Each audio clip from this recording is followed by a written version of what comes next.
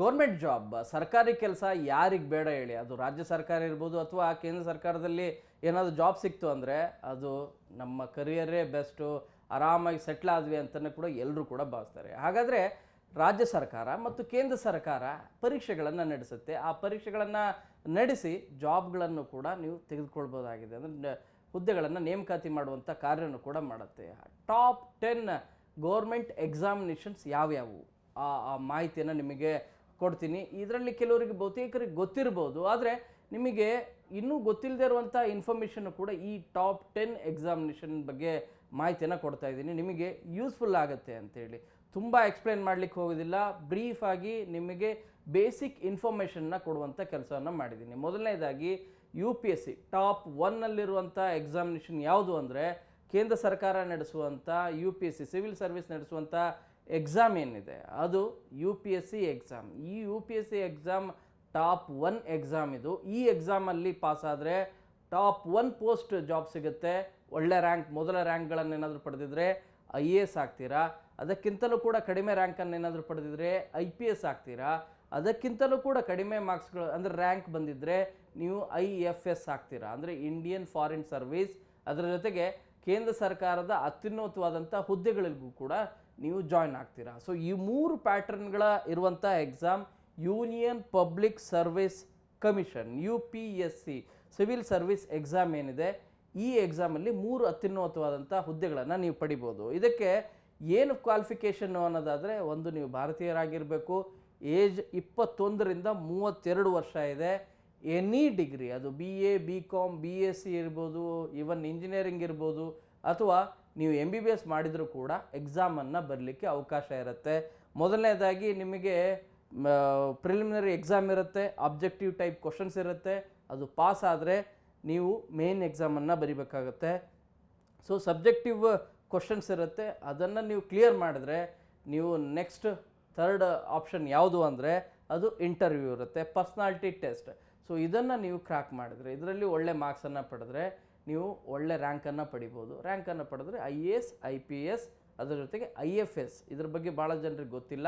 ಮತ್ತು ಕೇಂದ್ರ ಸರ್ಕಾರದ ವ್ಯಾಪ್ತಿಯಲ್ಲಿರುವಂಥ ಉನ್ನತ ಹುದ್ದೆಗಳಲ್ಲೂ ಕೂಡ ನೀವು ಜಾಯ್ನ್ ಆಗ್ಬೋದಾಗಿದೆ.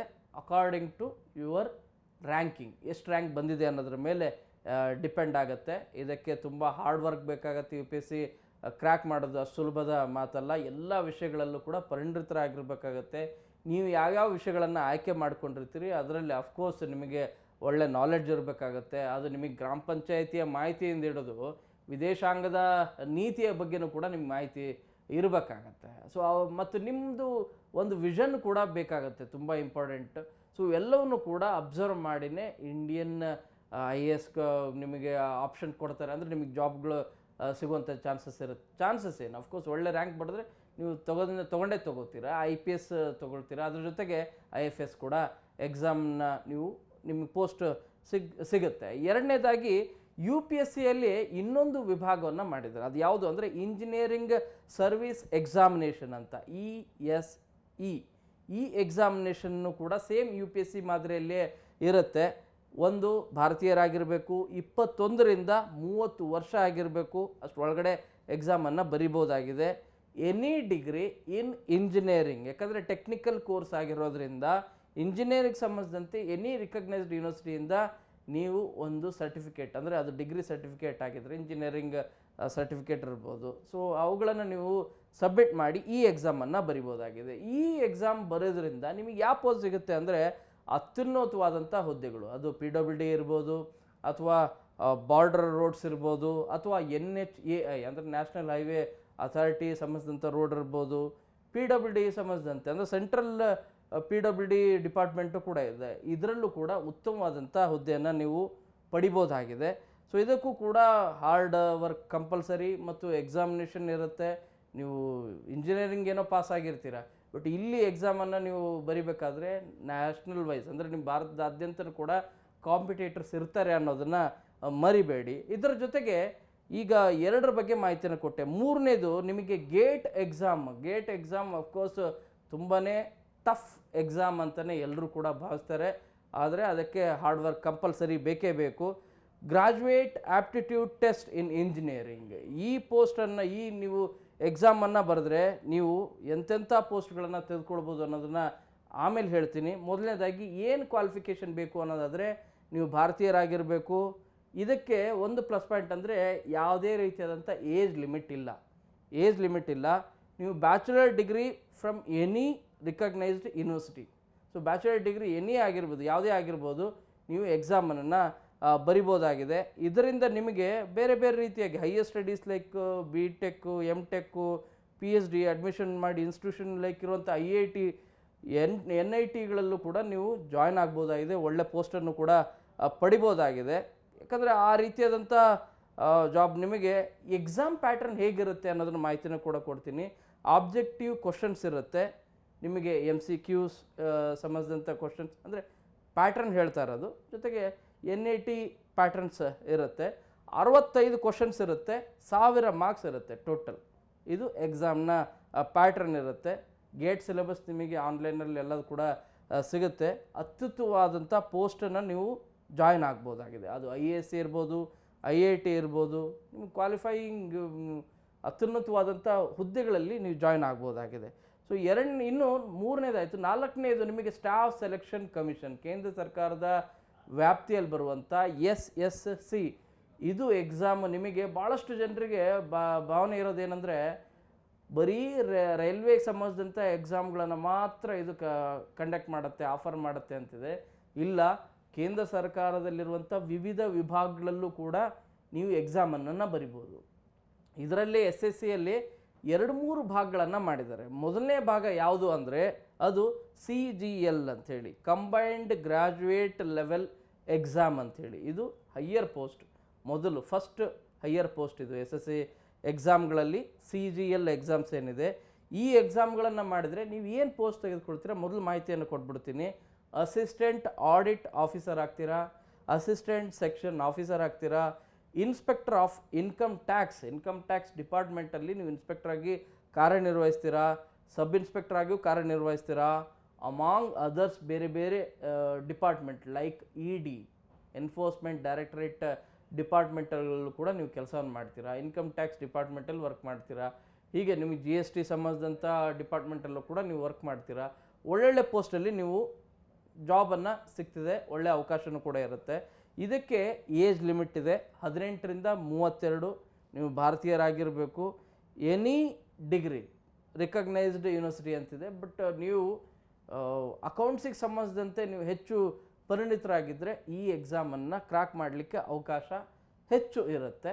ಬಟ್ ಎನಿ ಡಿಗ್ರಿ ಇರೋರು ಕೂಡ ಅಪ್ಲೈ ಮಾಡ್ಬೋದಾಗಿದೆ, ಟ್ರೈ ಮಾಡ್ಬೋದಾಗಿದೆ. ಎಕ್ಸಾಮ್ ಪ್ಯಾಟರ್ನ್ ಇದು ಆಲ್ಮೋಸ್ಟ್ ಕಂಪ್ಯೂಟರ್ ಬೇಸ್ಡ್ ಟೆಸ್ಟ್ ಇರುತ್ತೆ ಅಂಥೇಳಿ ಮಾಹಿತಿ ಕೊಡ್ತಾ ಇರೋದು.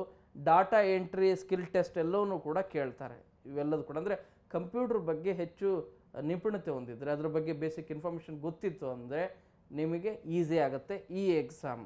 ಸೊ ಇನ್ನು 4 ಆದವು. ಇನ್ನು 5ನೇದು ನಿಮಗೆ ಬ್ಯಾಂಕಿಂಗ್ ಸಂಬಂಧಿಸಿದಂಥ ಎಕ್ಸಾಮ್ಗಳನ್ನು ಕೂಡ ನಡೆಸುತ್ತೆ. ಯಾವುದು ಅಂದರೆ institute of banking personal selections, ಅಂದರೆ IBPS ಅಂಥೇಳಿ. ಈ ಎಕ್ಸಾಮನ್ನು ನೀವು ಮಾಡಿದ್ರೆ ಬ್ಯಾಂಕಿಂಗ್ನಲ್ಲಿ ಉನ್ನತವಾದಂಥ ಹುದ್ದೆಯನ್ನು ನೀವು ಪಡಿಬೋದಾಗಿದೆ. ಸೊ ಅದು IBPS ಪ್ರೊಬೇಷನರಿ ಆಫೀಸರ್ ಆಗಿ, ಕ್ಲರ್ಕ್ ಆಗಿ, ಸ್ಪೆಷಲಿಸ್ಟ್ ಆಫೀಸರ್ ಆಗಿ, ಮ್ಯಾನೇಜರ್ ಆಗಿ, ರೀಜ್ನಲ್ ಮ್ಯಾನೇಜರ್ ಆಗಿ, ರೀಜ್ನಲ್ ರೂರಲ್ ಬ್ಯಾಂಕ್ ಆಫೀಸರ್ ಆಗಿ, ಹೀಗೆ ವೆರೈಟೀಸ್ ಆಫ್ ಜಾಬ್ಸ್ ಇದ್ದಾವೆ. ಇದು ನೀವು ಪಡೆಯುವಂಥ ರ್ಯಾಂಕಿಂಗ್ ಆಧಾರದ ಮೇಲೆ ನಿಮಗೆ ಪೋಸ್ಟ್ ಸಿಗ್ತಾ ಹೋಗುತ್ತೆ. ಇದು ಏನು ಕ್ರೈಟೀರಿಯಾ ಅಂದರೆ ಒಂದು ಭಾರತೀಯರಾಗಿರಬೇಕು, ಬ್ಯಾಚುಲರ್ ಡಿಗ್ರಿ, ಎನಿ ಡಿಸಿಪ್ಲಿನ್, ನಿಮ್ಗೆ ಎನಿ ಯೂನಿವರ್ಸಿಟಿಯಿಂದ ನೀವು ಯಾವುದೇ ಒಂದು ಪದವಿಯನ್ನು ಪಡೆದಿದ್ದರೆ ಈ ಎಕ್ಸಾಮನ್ನು ಬರಲಿಕ್ಕೆ ಅವಕಾಶ ಇದೆ. ಆದರೆ ಒಂದು ಗಮನದಲ್ಲಿರಲಿ, ಎಕ್ಸಾಮ್ ಕನ್ನಡದಲ್ಲಿ ಇರೋದಿಲ್ಲ. ಇದರ ಬಗ್ಗೆ ಸಾಕಷ್ಟು ಹೋರಾಟ ಆಗ್ತಾ ಇದ್ದಾವೆ. ಹಿಂದಿಯಲ್ಲಿರುತ್ತೆ, ಇಲ್ಲ ಇಂಗ್ಲೀಷಲ್ಲಿರುತ್ತೆ.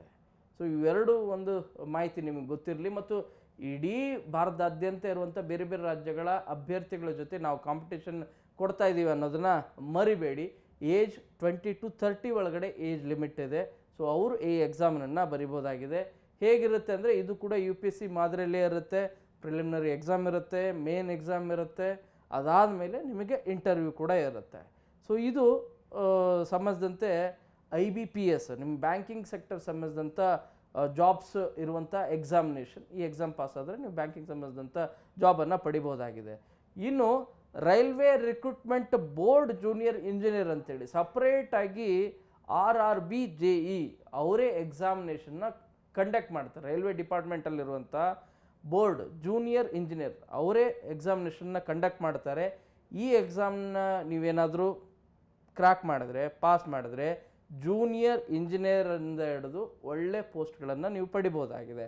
ಸೊ ಇದಕ್ಕೆ ಏನು ಕ್ರೈಟೀರಿಯಾ ಅನ್ನೋದಾದರೆ ಮಿನಿಮಮ್ 18 ವರ್ಷ, ಮ್ಯಾಕ್ಸಿಮಮ್ 33 ವರ್ಷ.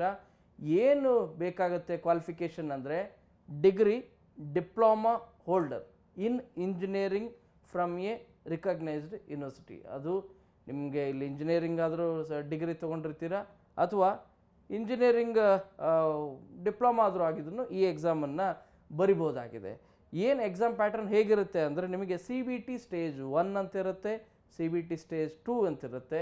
2 ಎಕ್ಸಾಮನ್ನು ಮಾಡಬೇಕಾಗುತ್ತೆ. ಅದಾದಮೇಲೆ ಮೆಡಿಕಲ್ ಎಕ್ಸಾಮಿನೇಷನ್ ಕೂಡ ಇರುತ್ತೆ, ಡಾಕ್ಯುಮೆಂಟ್ ವೆರಿಫಿಕೇಷನ್ ಅಫ್ಕೋರ್ಸ್ ಎಲ್ಲ ಜಾಬ್ಗಳಲ್ಲಿ ಇದ್ದೇ ಇರುತ್ತೆ, ಇಲ್ಲೂ ಕೂಡ ಇದೆ. ಸೊ ಇಷ್ಟು ಅಪ್ರೋಚ್ ಆದರೆ ಎಕ್ಸಾಮ್ ಪ್ಯಾಟರ್ನ್ ನೀವು ಸಕ್ಸಸ್ ಮಾಡಿದ್ರೆ ನಿಮಗೆ ಈ ಪೋಸ್ಟ್ ಸಿಗುತ್ತೆ. ಯಾವ ಪೋಸ್ಟು ಅಂದರೆ ರೈಲ್ವೆ ರಿಕ್ರೂಟ್ಮೆಂಟ್ ಬೋರ್ಡಲ್ಲಿ ಜೂನಿಯರ್ ಇಂಜಿನಿಯರ್ ಆಗಿ ನಿಮಗೆ ಅವಕಾಶ ಸಿಗುತ್ತೆ. ಇನ್ನು ಸ್ಟೇಟ್ ಇಂಜಿನಿಯರಿಂಗ್ ಸರ್ವಿಸ್ ಕೂಡ ಇದೆ. ಕೆಲ ರಾಜ್ಯಗಳಲ್ಲಿ ಇದೆ, ಕೆಲ ರಾಜ್ಯಗಳಲ್ಲಿ ಇಲ್ಲ. ಅದನ್ನು ನಾವು ನಮ್ಮ ರಾಜ್ಯದಲ್ಲಿ ನೋಡೋದಾದರೆ ನಿಮಗೆ KPSC ಎಕ್ಸಾಮ್ಗಳನ್ನು ಕಂಡಕ್ಟ್ ಮಾಡುತ್ತೆ. ಅದು SSLC ಕ್ವಾಲಿಫಿಕೇಷನ್ನಿಂದ ಹಿಡಿದು PUC ಕ್ವಾಲಿಫಿಕೇಷನ್ನಿಂದ ಹಿಡಿದು ಡಿಗ್ರಿ ಕ್ವಾಲಿಫಿಕೇಷನ್ನಿಂದ ಹಿಡಿದು ಇನ್ನು ಕೆಲವು ಮಾಸ್ಟರ್ ಡಿಗ್ರಿ ಕ್ವಾಲಿಫಿಕೇಷನ್ನಿಂದ ಹಿಡಿದು ಕೂಡ ಕಾಲ್ಫಾರ್ ಮಾಡ್ತಾ ಹೋಗುತ್ತೆ. ರಿಗಾರ್ಡಿಂಗ್ ಬೇರೆ ಬೇರೆ ಪೋಸ್ಟ್ಗಳು, ಅದು PDO ಪೋಸ್ಟ್ಗಳು ಇರ್ಬೋದು, ಕೆಲವು ಡೈರೆಕ್ಟ್ ರಿಕ್ರೂಟ್ಮೆಂಟ್ಗಳೆಲ್ಲ ಈ ಹಿಂದೆ ಮಾಡ್ಕೊಳ್ತಾ ಇತ್ತು. ಈಗ ಮ್ಯಾಕ್ಸಿಮಮ್ ಡೈರೆಕ್ಟ್ ರಿಕ್ರೂಟ್ಮೆಂಟ್ ಭಾಳನೇ ಕಡಿಮೆ ಆಗಿದ್ದಾವೆ. ಎಲ್ಲವೂ ಕೂಡ ಎಕ್ಸಾಮಿನೇಷನ್ನ ಪಾಸ್ ಆಗಬೇಕು, ಇಂಟರ್ವ್ಯೂ ಇರುತ್ತೆ, ಕೆಲವುಗಳಿಗೆ ಇಂಟರ್ವ್ಯೂ ಕೂಡ ಇರೋದಿಲ್ಲ. KPSC ಎಕ್ಸಾಮ್ ಸಂಬಂಧಿಸಿದಂತೆ ನಿಮ್ಗೆ ಮಾಹಿತಿ ಇದೆ ಅನ್ನೋ ಕಾರಣಕ್ಕಾಗಿ ನಾನು ಅದರ ಬಗ್ಗೆ ಹೆಚ್ಚು ಮಾಹಿತಿಯನ್ನು ಕೊಡೋದಿಲ್ಲ. ಇದು ಪ್ರತಿ ವರ್ಷ ಆ್ಯಕ್ಚುಲಿ ಕಾಲ್ಫಾರ್ ಮಾಡಬೇಕು ಪೋಸ್ಟ್ಗಳು ವೇಕೆಂಟ್ ಇದ್ದರೆ, ಆ ರೀತಿ ಆಗ್ತಾ ಇಲ್ಲ. ಯಾವಾಗ ಹಣಕಾಸು ಇಲಾಖೆ ಓಕೆ ಮಾಡುತ್ತೆ ಆವಾಗ ಪೋಸ್ಟ್ಗಳನ್ನು ಓಕೆ ಮಾಡಾದಮೇಲೆ ಇದು ರಿಕ್ರೂಟ್ಮೆಂಟ್ ಪ್ರೊಸೀಜರ್ ಶುರುವಾಗೋದು. ಸೊ ಇದು ಸಂಬಂಧಿಸಿದಂಥ ಮಾಹಿತಿ, KPSC ಸಂಬಂಧಿಸಿದಂಥ ಮಾಹಿತಿ. ಇನ್ನು KPSCನೂ ಕೂಡ ರಾಜ್ಯ ಸರ್ಕಾರನೂ ಕೂಡ ನಿಮಗೆ ಕರ್ನಾಟಕ ಎಕ್ಸಾಮಿನೇಷನ್ ಅಥಾರಿಟಿಗೆ ಎಕ್ಸಾಮಿನೇಷನ್ನ ಮಾಡಿ ಅಂಥೇಳಿ ಮಾಹಿತಿಯನ್ನು ಕೊಡುತ್ತೆ. ನಿಮಗೆ ವಿಲೇಜ್ ಅಕೌಂಟೆಂಟಿಂದ ಹಿಡಿದು ಬೇರೆ ಬೇರೆ ಪೋಸ್ಟ್ಗಳು, ಮೊನ್ನೆ PSI ಎಕ್ಸಾಮ್ಸ್ ಎಲ್ಲ ಆಯ್ತು, ಅದರ ಎಕ್ಸಾಮಿನೇಷನ್ನ ನಡೆಸಿದ್ದು ಯಾವುದು ಅಂದರೆ ಕರ್ನಾಟಕ ಎಕ್ಸಾಮಿನೇಷನ್ ಅಥಾರಿಟಿ ಅನ್ನೋದನ್ನು ಮರಿಬೇಡಿ. ಬಟ್ ನೇಮಕಾತಿ ಪ್ರಕ್ರಿಯೆ ಎಲ್ಲ ಇನ್ನುಳಿದಂತೆ ಸರ್ಕಾರದ ಆಯಾ ಇಲಾಖೆಗಳೇ ನೋಡ್ಕೊಳ್ತವೆ. ಇನ್ನು ಸ್ಟಾಫ್ ಸೆಲೆಕ್ಷನ್ ಕಮಿಷನ್ನಲ್ಲಿ ಜೂನಿಯರ್ ಇಂಜಿನಿಯರ್ ಜೊತೆಗೆ SSEJE ಅನ್ನುವಂಥ ಪೋಸ್ಟು, ಇದು ಕೂಡ ರೈಲ್ವೆ ಸಂಬಂಧಿಸಿದಂತೆ ಸಪ್ರೇಟಾಗಿ ಪ್ಯಾಟ್ರನ್ ಇರೋದು. ಇದಕ್ಕೂ ಕೂಡ ನಿಮ್ಮ ಮಾಹಿತಿಯನ್ನು ಕೊಟ್ಟಿದ್ದೀನಿ, ಸೇಮ್ ಆ್ಯಸ್ ಇಟ್ ಈಸ್ ಮಾಹಿತಿ, ಈ ಹಿಂದೆ ಕೊಟ್ಟಂಥ ಮಾಹಿತಿ. ಇದರ ಜೊತೆಗೆ 9ನೇದಾಗಿ ಇಂಡಿಯನ್ ಸ್ಪೇಸ್ ರಿಸರ್ಚ್ ಆರ್ಗನೈಸೇಷನ್ ಅಂದರೆ ಇಸ್ರೋ ನಿಮಗೆ ವಿಶ್ವಾದ್ಯಂತನೂ ಕೂಡ ನಾಸಾನೂ ಕೂಡ ಮೀರಿಸೋ ರೀತಿಯಾಗಿ ಕಾರ್ಯವನ್ನು ನಿರ್ವಹಿಸ್ತಾ ಇದೆ. ಇಸ್ರೋದಲ್ಲಿ ನೀವು ಸೈಂಟಿಸ್ಟ್ ಆಗ್ಬೋದು, ಇಂಜಿನಿಯರ್ ಕೂಡ ಆಗ್ಬೋದು, ಅದಕ್ಕೆ ಎಕ್ಸಾಮಿನೇಷನ್ ಇರುತ್ತೆ. ಇಸ್ರೋ ಸೈಂಟಿಸ್ಟ್ ಇಂಜಿನಿಯರ್ ಎಕ್ಸಾಮಿನೇಷನ್, ಈ ಎಕ್ಸಾಮಿನೇಷನ್ನ ನೀವು ಪಾಸ್ ಆದರೆ ನಿಮಗೆ ಇಸ್ರೋದಲ್ಲಿ ಅವಕಾಶ ಸಿಗುತ್ತೆ. ಏನಿದೆ ಇದರ ಕ್ವಾಲಿಫಿಕೇಷನ್ನು, ಏನು ರಿಕ್ರೂಟ್ಮೆಂಟ್, ಏನು ರಿಕ್ವೈರ್ಮೆಂಟು ನೋಡೋದಾದರೆ ಒಂದು ಭಾರತೀಯರಾಗಿರಬೇಕು, ನಿಮಗೆ ಏಜ್ ಎಷ್ಟು ಅಂದರೆ 28 ವರ್ಷ ಆಗಿರಬೇಕು. ಆ ನಂತರ ನೀವು ಎಕ್ಸಾಮನ್ನು ಬರಿಬೋದಾಗಿದೆ. Bachelor degree in any respective engineering branch, ಅದು ಫಸ್ಟ್ ಕ್ಲಾಸಲ್ಲಿ ಪಾಸ್ ಆಗಿರಬೇಕು ಅಂತ ಹೇಳ್ತಾ ಇದ್ದಾರೆ. ಅಗ್ರಿಗೇಟ್ 65% ಮಾರ್ಕ್ಸ್ ಇರಬೇಕು ಅಂತ. ಅದರಲ್ಲೂ ಕೂಡ ನಿಮಗೆ CGPA 6.84 ಔಟ್ ಆಫ್ 10. ಈಗ ಯಾಕಂದರೆ ಈಗ ಪ್ಯಾಟರ್ನ್ ಕೂಡ ಚೇಂಜ್ ಆಗ್ತಾ ಇದೆ. ಪರ್ಸೆಂಟೇಜ್ ಕೊಡೋ ಬದಲು ಕೆಲವು ಇದನ್ನು ಕೊಡ್ತಾ ಇದ್ದಾರೆ, ನಂಬರನ್ನು ಕೊಡ್ತಾ ಇದ್ದಾರೆ. ಔಟ್ ಆಫ್ 10ಗೆ ಎಷ್ಟು ಬಂದಿದೆ ಅಂಥೇಳಿ 6.84 ಬಂದಿದ್ದರೆ ನೀವು ಈ ಎಕ್ಸಾಮ್ನ ನೀವು ಬರಿಬೋದಾಗಿದೆ. ಎಕ್ಸಾಮ್ ಪ್ಯಾಟರ್ನ್ ಹೇಗಿರುತ್ತೆ ಅಂದರೆ ರಿಟನ್ ಟೆಸ್ಟ್ ಇರುತ್ತೆ, ಇದ್ರ ಜೊತೆಗೆ ಜನರಲ್ ಆಪ್ಟಿಟ್ಯೂಡ್ ಎಕ್ಸಾಮ್ಸ್ ಇರುತ್ತೆ ಪಾರ್ಟ್ ಎ ಅಲ್ಲಿ. ಪಾರ್ಟ್ ಬಿ ಅಲ್ಲಿ ರಿಟನ್ ಟೆಸ್ಟ್ ಇರುತ್ತೆ, ಅದರ ಜೊತೆಗೆ ಜನರಲ್ ಆಪ್ಟಿಟ್ಯೂಡ್ ಇರುತ್ತೆ. ಸೊ 2 ಎಕ್ಸಾಮ್ಗಳಾಗುತ್ತೆ. ಅದಾದಮೇಲೆ ಇಂಟರ್ವ್ಯೂ ಆಗುತ್ತೆ. ಈ 3 ನೀವು ಪಾಸ್ ಆದರೆ ನೀವು ಇಸ್ರೋದಲ್ಲಿ ಸೈಂಟಿಸ್ಟ್ ಅಥವಾ ಇಂಜಿನಿಯರಿಂಗ್ ಆಗಿ ಜಾಬನ್ನು ಪಡಿಬೋದಾಗಿದೆ. ಇನ್ನು 10ನೇದು defence research and development organisation, DRDOದಲ್ಲಿ ಅಂದರೆ ಕೇಂದ್ರ ಸರ್ಕಾರದ ವ್ಯಾಪ್ತಿಯಲ್ಲಿ ಬರುವಂಥ DRDO ಸೈಂಟಿಸ್ಟ್ ಎಕ್ಸಾಮಿನೇಷನ್ಗೂ ಅವಕಾಶ ಇದೆ. ಇದು ಪ್ರತಿ ವರ್ಷ ಅಲ್ಲ, ಯಾವಾಗ ಖಾಲಿ ಹುದ್ದೆ ಇರುತ್ತೆ ಆವಾಗ ಅವಕಾಶ ಎಕ್ಸಾಮಿನೇಷನ್ಗೆ ಕಾಲ್ಫಾರ್ ಮಾಡುತ್ತೆ. ಏನಿದಕ್ಕೆ ಲಿಮಿಟ್ ಅಂದರೆ ಸೇಮ್ ಇಸ್ರೋದ ರೀತಿಯೇ 28 ವರ್ಷಕ್ಕಿಂತ ಮೇಲಿರಬೇಕು. ಅದರ ಜೊತೆಗೆ bachelor degree in engineering. So ಗೇಟಲ್ಲಿ ಒಳ್ಳೆ ಸ್ಕೋರ್ ಇರಬೇಕು ಅಂತಲೂ ಕೂಡ ಇವರು ಎಕ್ಸ್ಪೆಕ್ಟ್ ಮಾಡ್ತಾ ಇದ್ದಾರೆ. ಪೇಪರ್ 1 ಮತ್ತು ಪೇಪರ್ 2 ಎರಡೂ ಕೂಡ ರಿಟರ್ನ್ ಎಕ್ಸಾಮ್ ಇರುತ್ತೆ, ಆ ನಂತರ ಇಂಟರ್ವ್ಯೂ ಇರುತ್ತೆ.